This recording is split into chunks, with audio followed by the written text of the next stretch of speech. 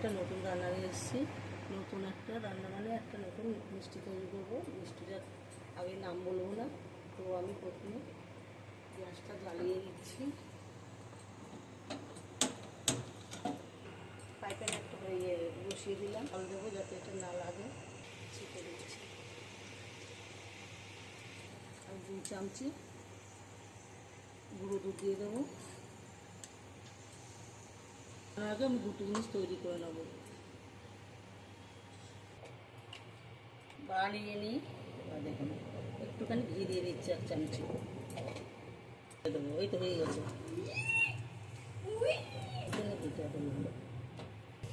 এটা আমার তৈরি হয়ে গেছে। এবার এটা আমি নামিয়ে কালার এটা করতে লাগবে।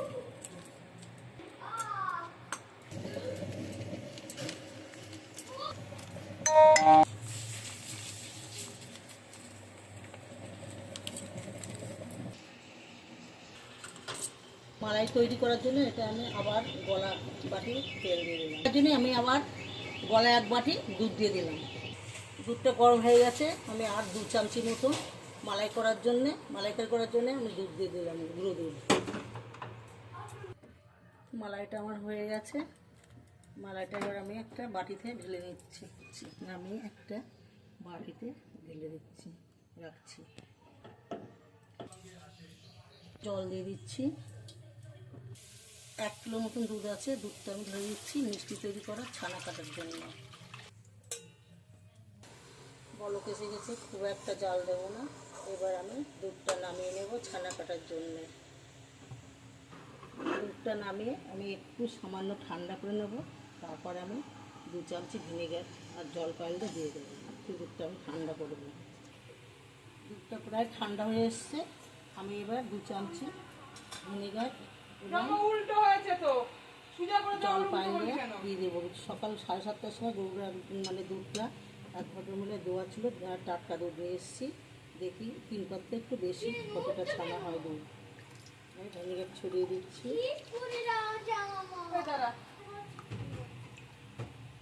এবার আমি আস্তে আস্তে নাড়তে থাকবো।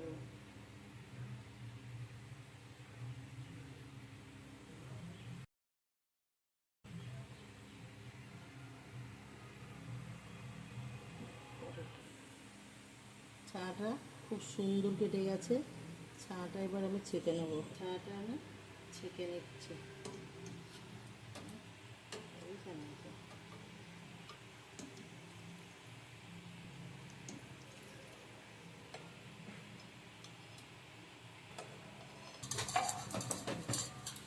ছানাটা এবার আমি ঠান্ডা জল দিয়ে একটু ধুয়ে নেব।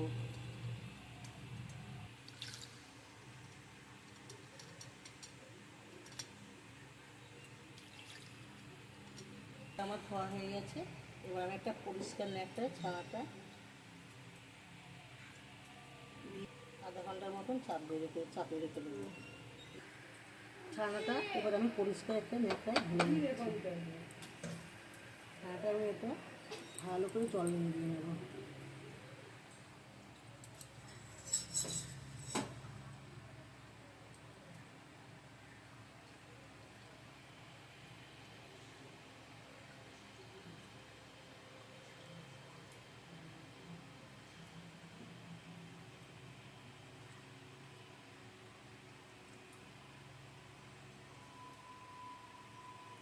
এটা জড়িয়ে 10 মিনিট মতো রেখে দেবো। চলে এসছে 10 মিনিট পরে। ছানাটা আমি খুলে নিচ্ছি। ছড়াতে দিয়েছিলাম।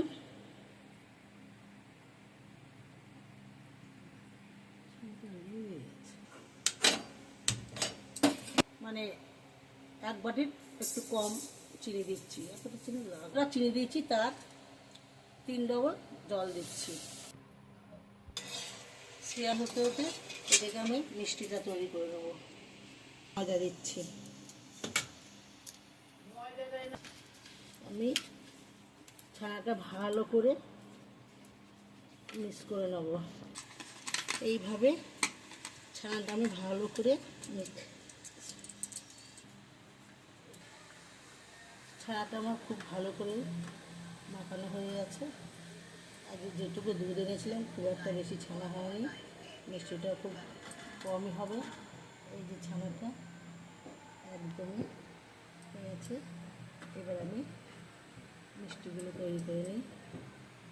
এখানে আমি মিষ্টিগুলো ভাগ করে নিই, ভালো করে ছানাগুলো আমি পাকিয়ে নিই, একটা জায়গায় পরে মাছতে। এইভাবে মিষ্টিগুলো আমি তৈরি করে নেবো সব।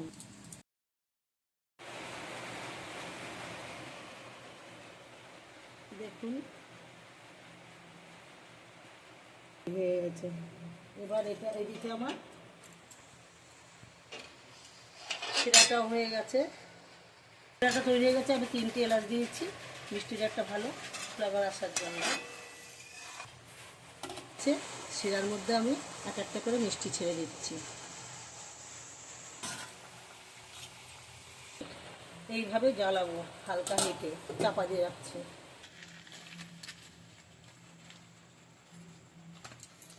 খয়াকিরির কাজটা আমি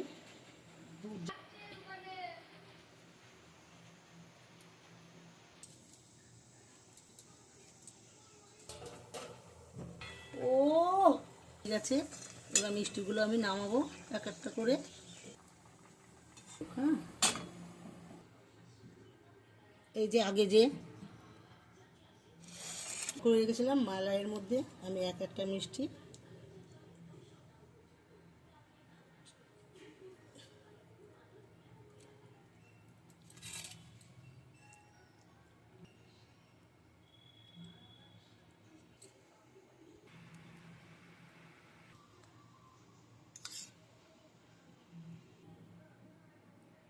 যাতে সুন্দর লাগে দেখতে।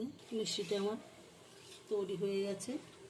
দেখুন বন্ধুরা, আপনাদের যদি আমার এই মিষ্টিটা তৈরি করে দেখে ভালো লাগে তাহলে আপনারা আমাকে একটা সাবস্ক্রাইবার এমনি করবেন।